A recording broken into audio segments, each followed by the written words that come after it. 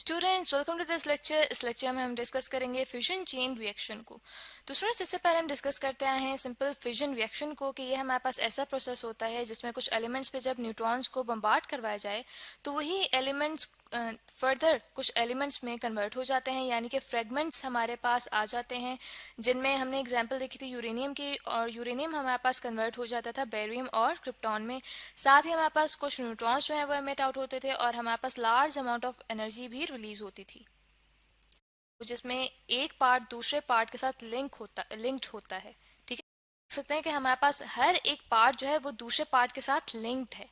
इसी तरह से हमारे पास ऐसा फिजन रिएक्शन जो कि एक जंजीर, एक सिलसिले की सूरत धार ले और उसमें हर एक पार्ट जो है वो दूसरे पार्ट के साथ लिंक्ड हो, तो उसे कहते हैं फिजन चेन रिएक्शन।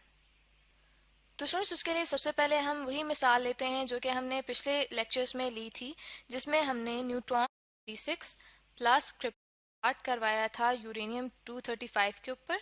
ठीक है, 235 92 यूरेनियम के ऊपर बम्बार्ड करवाया था। तो हमारे पास जो फ्रेगमेंट्स आते थे वो आते थे बेरियम 141 36 प्लस क्रिप्टॉन।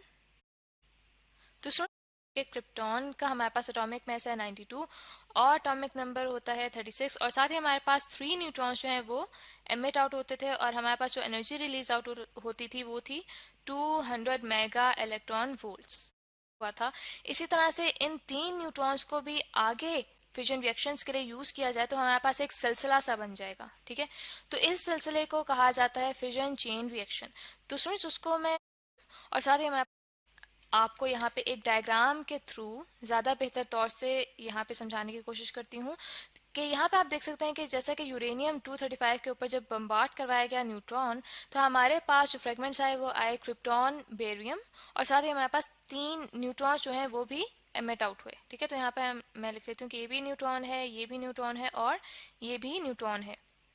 तो स्टूडेंट्स, इन्हीं तीनों न्यूट्रॉन्स को जब फर्दर यूरेनियम के ऊपर बम्बार्ड करवाया जाए, यानी कि अलग अलग इन न्यूट्रॉन्स को बम्बार्ड करवाया जाए, तो हमारे पास फर्दर जो है फ्रेगमेंट्स वजूद में आते हैं। ठीक है, जिनमें से क्रिप्टॉन, बेरियम, यानी कि आप देख सकते हैं कि हमारे पास सिर्फ 2 फ्रेगमेंट्स पहले आए थे, जबकि अब हमारे पास 6 फ्रेगमेंट्स आ रहे हैं और अब हमारे पास कितने न्यूट्रॉन्स बन रहे हैं? 1 2 3 4 5 6 7 8 9। ठीक है, यानी कि अब हमारे पास 9 न्यूट्रॉन्स हैं। तो इन्हीं 9 न्यूट्रॉन्स को फर्दर आगे यूज किया जा सकता है फिजन रिएक्शंस के लिए। तो स्टूडेंट्स, इस तरह से हमारे पास एक पूरी चेन सी बन जाती है, एक सिलसिला बन जाता है, जिसमें हमने सिर्फ इनिशियली हमने एक न्यूट्रॉन यूज किया था और हमने यूरेनियम न्यूक्लियस यूज किया था। अभी डायग्राम में देखा था कि अगर हमारे पास एक न्यूट्रॉन जो है वो हिट किया है यूरेनियम के साथ, तो उसके बाद जब हम फर्दर इसको देखते हैं तो हमारे पास नंबर ऑफ न्यूट्रॉन्स बहुत बढ़ता जा रहा है। ठीक है, और रिएक्शन में तो एक्सप्लोजन का डर होता है। ठीक है, इसीलिए एक स्टेबल फिजन चेन रिएक्शन के लिए यहाँ पे मैं लिख लेती हूँ कि एक स्टेबल फिजन चेन रिएक्शन के लिए ज़रूरी है कि हमारे पास सिर्फ जो एक न्यूट्रॉन है वो कॉज करे फर्दर फिजन रिएक्शन को। इसके अंदर अब करेंगे क्या कि इन 3 न्यूट्रॉन्स में से जो 2 न्यूट्रॉन्स हैं उनको एब्जॉर्ब करवा लिया जाता है। ठीक है, उनको एब्जॉर्ब करवा लिया जाता है, जबकि जो एक न्यूट्रॉन है वो एक न्यूट्रॉन यूज होता है फर्दर फिजन रिएक्शंस के लिए। फाइट की रॉड, ये जो हमारे पास 2 न्यूट्रॉन्स हैं इनको एब्जॉर्ब कैसे करवाया जाता है? इनको एब्जॉर्ब करवाया जाता है ग्रेफाइट या कैडमियम की रॉड से। ठीक है, यहाँ पे हम लिख लेते हैं कि हमारे पास कैडमियम या फिर ग्रेफाइट की रॉड्स होती हैं, उनके अंदर एब्जॉर्ब करवाया जाता है न्यूट्रॉन्स को। ठीक है, तो हमारे पास सिर्फ एक ही न्यूट्रॉन बचेगा जो कि फर्दर फिजन रिएक्शन का बाइस बनेगा। तो स्टूडेंट्स, इससे फर्दर भी यही किया जाएगा कि हमारे पास सिर्फ एक न्यूट्रॉन जो है वो फिजन रिएक्शन का बाइस बने। 1 न्यूट्रॉन जो है वो प्रोड्यूस कर रहा हो फिजन प्रोसेस। ठीक है, प्रोड्यूस फर्दर फिजन। ठीक है, फर्दर फिजन। तो स्टूडेंट्स, ऐसे मैस को कहा जाता है क्रिटिकल मैस। ठीक है, क्रिटिकल मैस। ठीक है, और उसे मैं डिनोट करूंगी MC से, यानी यूरेनियम का मैस है, मैस ऑफ यूरेनियम, जिसको मैं MU से डिनोट कर रही हूँ। ठीक है, यानी कि अगर MU हमारे पास ग्रेटर होगा क्रिटिकल मैस से, तो इसका मतलब है कि हमारे पास जो फिजन चेन रिएक्शन है उसकी जो स्पीड है, इसको दोबारा हम लिख लेते हैं, फिजन चेन रिएक्शन की जो स्पीड है वो बहुत तेज हो जाएगी, ठीक है, जिसकी वजह से हमारे पास एक्सप्लोजन का डर होगा, एक्सप्लोजन का डर होगा, ठीक है। और स्टूडेंट्स यही मेथड यूज किया जाता है एटॉमिक बॉम्ब में, ठीक है। एटॉमिक बॉम्ब में जो हमारे पास यूरेनियम के साथ स्ट्राइक करवा जाते हैं न्यूट्रॉन्स, उनकी तादाद को कम नहीं किया जाता, बल्कि जैसे कि आपने देखा कि हमारे पास न्यूट्रॉन्स की तादाद बढ़ती जाती है, तो एटॉमिक बॉम्ब में यही प्रोसेस होता है कि जितनी ज़्यादा हमारे पास तादाद होती जाती है उतने ही हमारे पास एक्सप्लोजन्स जो हैं उनका ज़्यादा चांसेस होते हैं। और इसी तरह से स्टूडेंट्स हम ये भी कह सकते हैं कि अगर हमारे पास जो यूरेनियम है उसका मैस कम हो क्रिटिकल मैस से, तो हमारे पास फिर फिजन चेन रिएक्शन नहीं होता।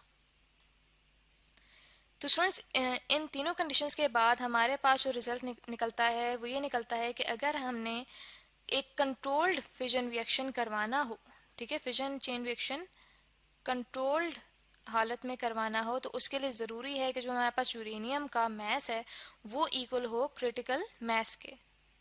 तो स्टूडेंट्स यही मेथड यूज़ किया जाता है एटॉमिक रिएक्टर्स में, ठीक है। एटॉमिक रिएक्टर्स हमारे पास ऐसे डिवाइसेस होते हैं जिनके अंदर फिजन रिएक्टर्स करवाए जाते हैं और एनर्जी हासिल की जाती है, ठीक है। और ये जो हमारे पास एटॉमिक रिएक्टर्स होते हैं इनके अंदर न्यूट्रॉन्स को एब्जॉर्ब करने के लिए, ठीक है, न्यूट्रॉन्स को एब्जॉर्ब करने के लिए यूज़ की जाते हैं ग्रेफाइट या फिर कैडमियम की रॉड्स, ठीक है, ग्रेफाइट या फिर कैडमियम, यानी कि अगर ये रेडियो एक्टिव बनते होते तो ये तो खुद डिके कर जाते, लेकिन ये न्यूट्रॉन्स को एब्जॉर्ब करने के बाद रेडियो एक्टिव भी नहीं बनते और ना ही ये अनस्टेबल होते हैं के थ्रू कैप्चर। जब हमारे पास एक फिजन रिएक्शन होता है तब हमारे पास जब न्यूट्रॉन एमिट आउट होता है उसमें, ठीक है, यहाँ पे हम लिख लेते हैं कि जब हमारे पास न्यूट्रॉन एमिट आउट होता है, एमिशन ऑफ न्यूट्रॉन, तो जब वो एक यूरेनियम के थ्रू कैप्चर किया जाएगा, ठीक है, जब वो कैप्चर किया जाता है तो इन दोनों सिचुएशंस के दरमियान जो हमारे पास टाइम होता है वो हमारे पास होता है 10⁻⁻⁸ सेकेंड, यानी कि 10⁻⁻⁸ सेकेंड वो टाइम है हमारे पास कि जब हमारे पास एक एमिटेड न्यूट्रॉन कैप्चर होगा एक यूरेनियम के न्यूक्लियस में। और स्टूडेंट्स एक और पॉइंट हमें ये भी यहाँ पे मिलता है कि अगर सारे के सारे, ठीक है, इफ ऑल न्यूट्रॉन्स जो हैं वो कॉज करें फिजन रिएक्शन को, ठीक है, फिजन रिएक्शन को मैं यहाँ पे FR से लिख रही हूँ, तो तब हमारे पास 10⁻⁻⁴ सेकेंड्स में 2 × 10⁻13 जूल एनर्जी रिलीज होती है, ठीक है, एनर्जी इज रिलीज्ड। तो स्टूडेंट्स इसको मैं दोबारा × 10⁻13 जूल एनर्जी जो